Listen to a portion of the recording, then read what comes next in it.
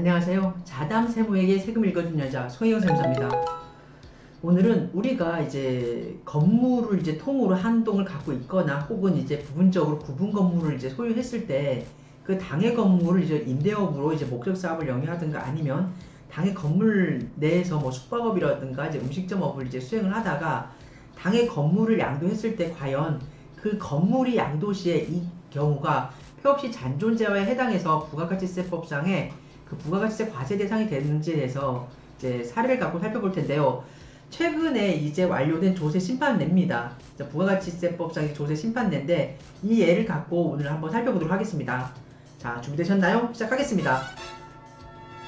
처분 개요를 보시면 청구인은 2001년 11월 16일 쟁점 토지인 397.5제곱미터 그리고 지하 1층부터 지상 5층에 해당하는 숙박시설인 1642.52제곱미터의 쟁점 건물을 이제 취득을 해서 당해 쟁점 부동산에서 2001년 9월 26일부터 2016년 12월 15일까지 약 15년 이상 이제 여관업과 부동산 임대업을 영위하였고 2016년 10월 17일에 매수인에게 쟁점 부동산을 이제 양도하기로 하는 내용의 그 계약을 체결한 후에 같은 해 2016년 12월 15일에 당해 쟁점 부동산의 소유권을 매수인에게 이전하였습니다. 청구인은 2018년 7월 18일 이제 쟁점 건물에 대한 부가가치세에 대한 그 신고를 누락하였다며 장초에 신고했던 부가가치세 과세표준에 당해 쟁점 건물의 그 과세표준을 더하여 2016년 제2기 부가가치세를 수정신고 납부하였다가 이듬해인 2019년 2월 27일에 쟁점 건물의 그 공급가액은 폐업시 잔존재화에 해당하기 때문에 이미 신고한 쟁점 건물의 공급가액을 과세표준에서 제외하여 수정신고하기로 한 수정신고로 추가 납부한 2016년 제2기 부가가치세를 환급해달라는 경정청구를 제기했습니다. 하지만 청분청은 2019년 4월 30일에 이를 거부하였고요. 이에 대해서 청구인은 불복을 해서 같은 해 2019년 6월 17일 이의신청을 거쳐 이제 2019년 10월 24일에 심판 청구를 제기한 사건입니다. 청구인의 주장과 처분청의 그 각각의 의견을 한번 살펴보시면은요. 첫 번째 청구인의 주장입니다.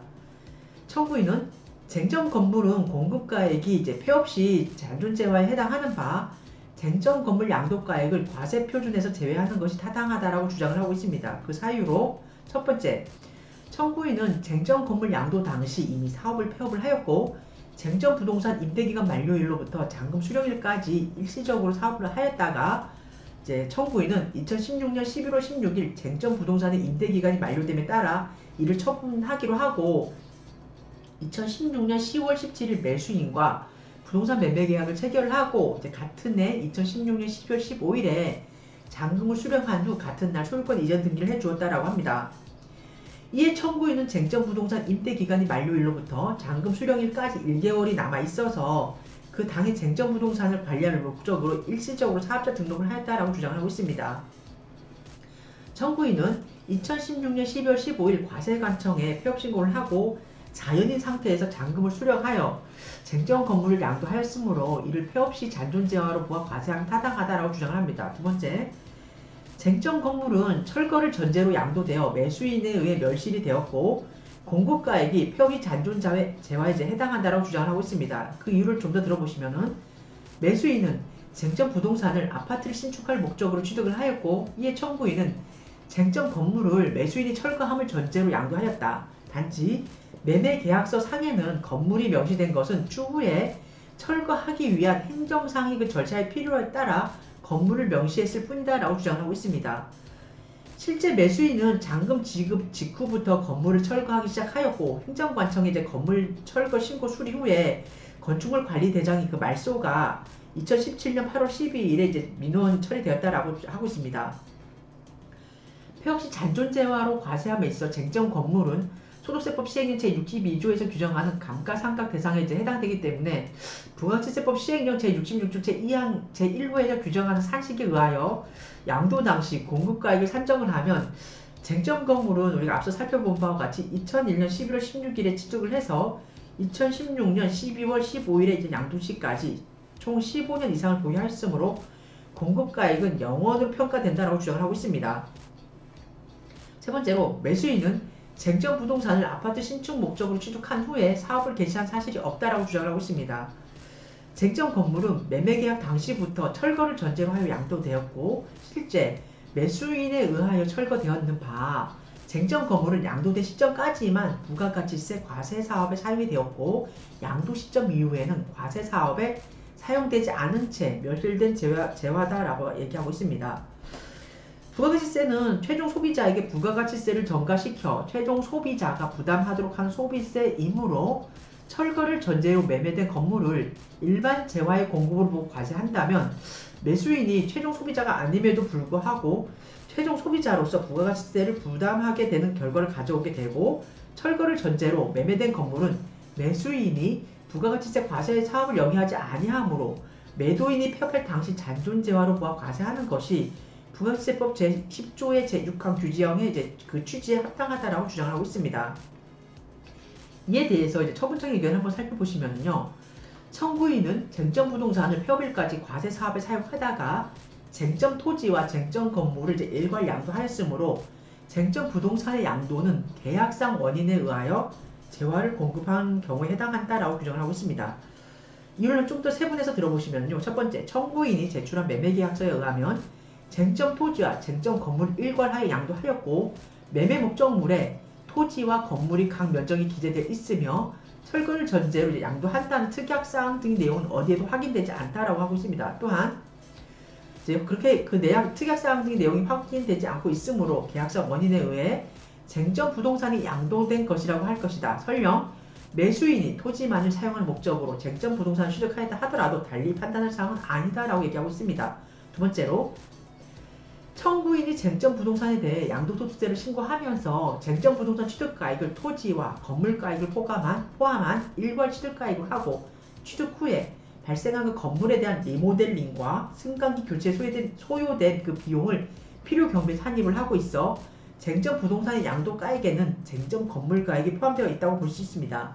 세 번째로 청구인은 2016년 11월 16일 임차인이 퇴거와 동시에 같은 날 종전의 부동산 임대업에서 여관업으로 이제 업종을 변경해서 업종 정정을 했죠. 사업자 정정을 업종을 변경한 후에 소유권 이전 등기일까지 사업을 계속 영위하여 매출이 지속적으로 발생되어 있음이 확인된다라고 합니다. 또한 공급의 상대방, 시기, 가액을 확정할 수 있는 계약 등 법률상의 원인이 임대업 종료 시점 이전에 발생한 경우에는 공급 시기가 폐업일 이후에 도래한다고 하더라도 폐업 전에 공급한 것으로 보는 바, 대법원 판례에 의하면 이제 이렇게 보는 바, 청구인이 주장대로 임대업 종료 시점에 폐업한 것으로 가정하더라도 2016년 10월 17일 쟁점 부동산 매매 계약을 체결하였으므로 쟁점 부동산의 양도를 폐업 시 잔존재화로 보기가 어렵고 계약상 원인에 의하여 재화를 공급한 경우에 해당한다라고 이제 보고 있습니다. 이상의 이제 청구인과 처분청의 그 주장 내용을 이제 바탕으로 해서 이 사건에 대해서 이제 심리미 판단을 해보시면요. 쟁점은 쟁점 건물의 양도를 폐업 시 잔존재화로 보아서 부가가치세를 경정해야 한다는 청구 주장이 과연 합당한가입니다.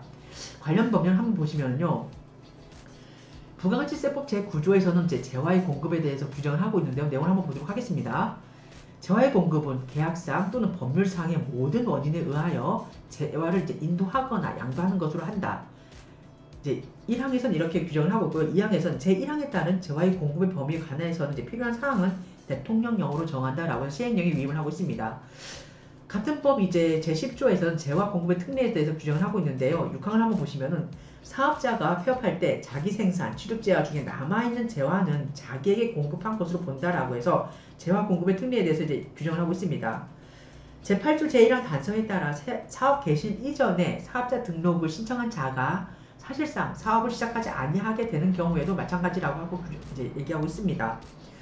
같은 법 제29조에서는 과세 표준에 대해서 규정을 하고 있는데요. 1항에 보시면 재화 또는 용역의 공급에 대한 부가가치세 과세 표준은 해당 과세 기간에 공급한 재화 또는 용역의 공급가액을 합한 금액으로 한다라고 규정을 하고 있습니다. 3항에서는 제1항의 공급가액은 다음 각호의 가액을 말한다. 이 경우에 대금, 요금, 수수료 그 밖에 어떤 명목이든 상관없이 재화 또는 용역을 공급받는 자로부터 이제 받는 금전적 가치가 있는 모든 것을 포함을 하되 이때 부가가치세는 포함하지 아니한다라고 규정을 하고 있습니다. 폐업하는 경우에는 폐업 시 이제 남아있는 재화의 시가를 부가가치세 과세 표준으로 규정을 하고 있고요.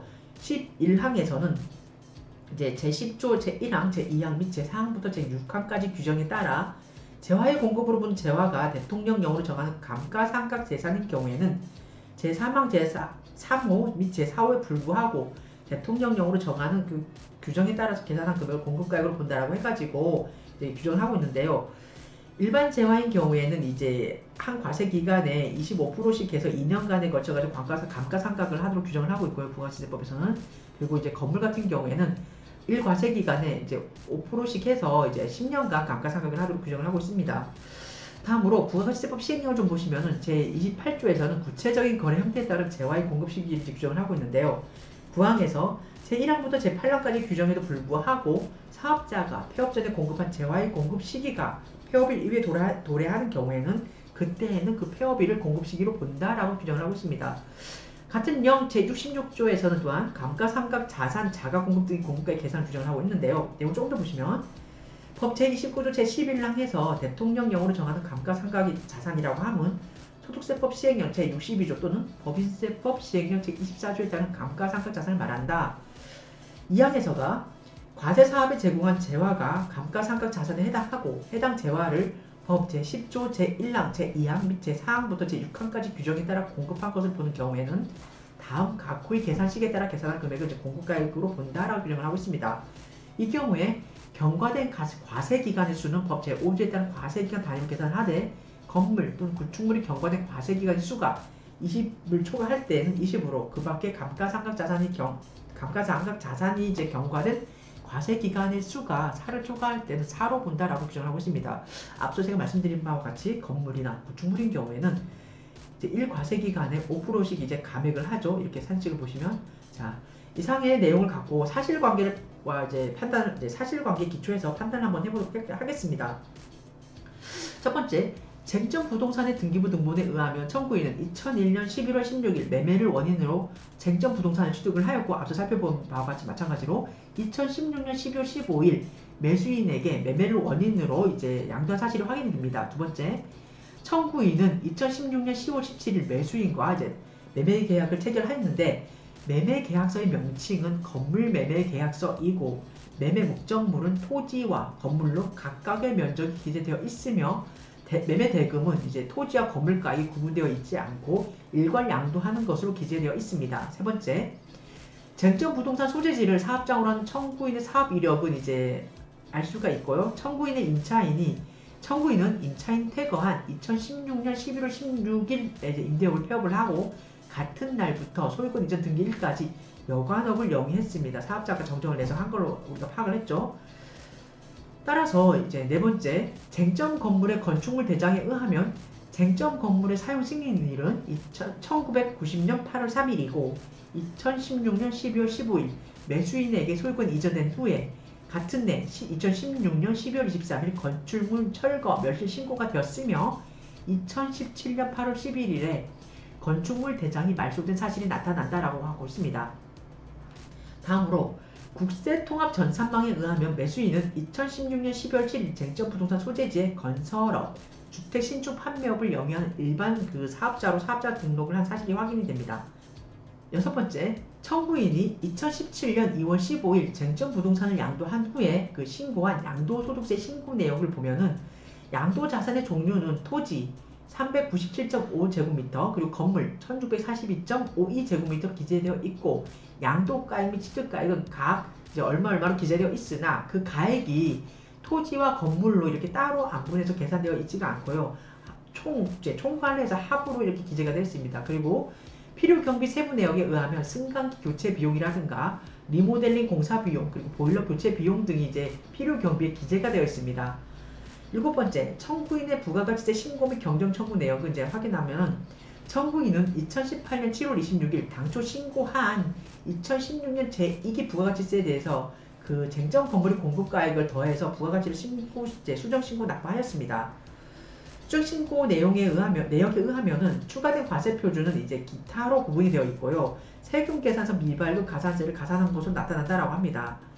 청구인은 2019년 2월 27일 쟁점 건물의 공급가액이 폐업시 잔존재화에 해당되기 때문에 당초 신고한 공급가액을 제외하여 수정신고 추가 납부한 그 2016년 제2기 부가가치세를 환급해달라는 경정청을 제기하였습니다. 이상의 사실관계 및 관련 법령 등을 우리가 종합하여 살펴보면요. 부가가치세의 그 부과 대상이 되는 재화의 공급이라고 함은 계약상 또는 법률상의 모든 원인에 의하여 재화를 인도 또는 양도하는 것을 말하고, 그 납세 의무자는 사업자가 계약상 또는 법률상 원인에 의하여 재화를 인도 또는 양도하는 경우에는 부가가치세를 면제하거나 부과하지 아니한다는 그 특별한 부가가치세법상 그 규정이 없는 경우에는 모두 부가가치세를 납부할 과세 대상이 되며, 부가가치세법상 재화 또는 용역의 공급에 해당하는 이상 그 공급의 목적이 사업의 유지, 확장을 위한 것이든 아니면 사업의 청산이라든가 정리 또는 폐지를 위한 것이든 아무런 상관없이 무조건 이제 과세 대상이 됩니다. 또한 부가가치세법 시행령 제28조 제9항은 폐업 전에 공급한 재화의 공급 시기가 폐업 이후에 도래하는 경우에는 그 폐업일을 이제 공급 시기로 본다라고 규정을 하고 있는 바, 이 규정의 입법 취지라든가 이제 문맥에 비추어 보았을 때는 폐업 전에 공급한의 그 의미는 재화의 인도 또는 양도의 원인이 되는 행위, 즉 그 공급의 상대방이라든가 시기, 가액을 확장할 수 있는 계약 등 법률상의 원인이 폐업 전에 발생한 경우에는 이때에는 부가가치세법 시행령 제28조 제1항 각호에 의하여 공급 시기를 정해지는 그 시기가 비록 폐업일 이후에 도래한다고 하더라도 이 폐업 전에 공급한 경우에 해당한다라고 해서 대법원 판례가 있습니다.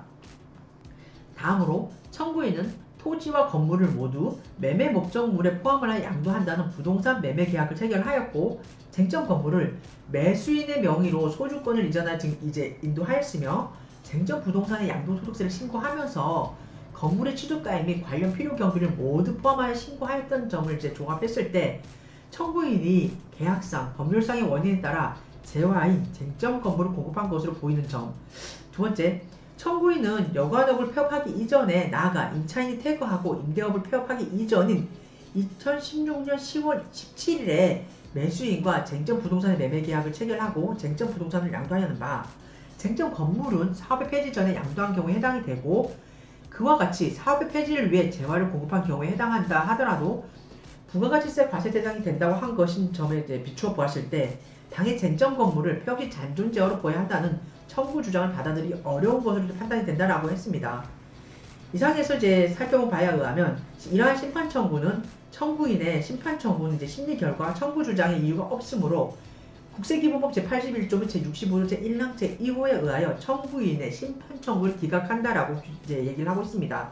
즉, 쟁점 건물은 사업이 폐지 전에 양도한 경우에 해당이 되고, 그와 같이 사업의 폐지를 위해 재화를 공급한 경우에 해당한다 하더라도 부가가치세 과세 대상이 된다고 한 것인 점 등에 비추어 보면 쟁점 건물을 폐업시 잔존재화로 보아야 한다는 청구 주장을 이제 받아들이기 어려운 것으로 판단된다라고 한 것입니다.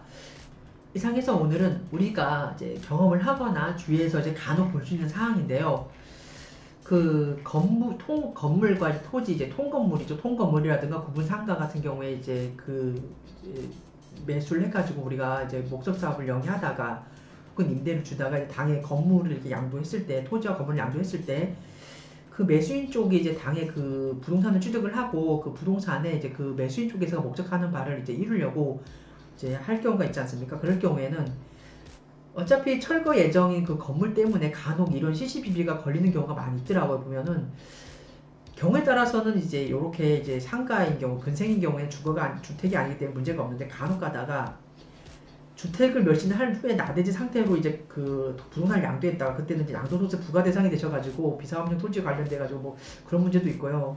그 다음에 1세대 주택 비과세 규정에서 이제 자기 당연히 비과세 규정을 적용한 줄 알았는데 나중에 이제 세무서에서 부과된 내용을 보면은 나대지 이제 그 토지만 매도한 걸로 돼가지고 그렇게 해서 이제 양도소득세를 많이 이렇게 부과받는 경우가 있더라고. 그런 경우도 있고, 간혹 이 경우와 같이 근생이잖아요. 이제 여관이라든가 이런 걸 했던 이제 목적 사업을 했던 이런 건물인데, 이런 건물을 양도했을 때는 이 건물 때문에 이제 부가가치세가 이제 부과되냐 마냐 이 문제잖아요. 그래서 이런 상황이 이제 처하게 되신다면 이 방송을 보시는 분들께서는 한 번 더 점검을 하시고 최소한 이제 한 세무사 전문가를 이제 한 3군데 이상은 가셔가지고 상담을 한번 이제 잘 받으셔가지고 한쪽에서 이제 세금이 부가세가 이제 문제가 안 되면요. 경우에 따른 양도소득이 문제가 되고 이제 다른 세금들이 더 문제가 되고 이러더라고요. 그래서 이러한 각각의 세목에서 그 세법의 그 관점에서 한 번 더 점검을 하셔가지고 이러한 이제 문제가 발생해서 나중에 부가가치세라든가 뭐 양도소득세 같은 그런 세금 문제가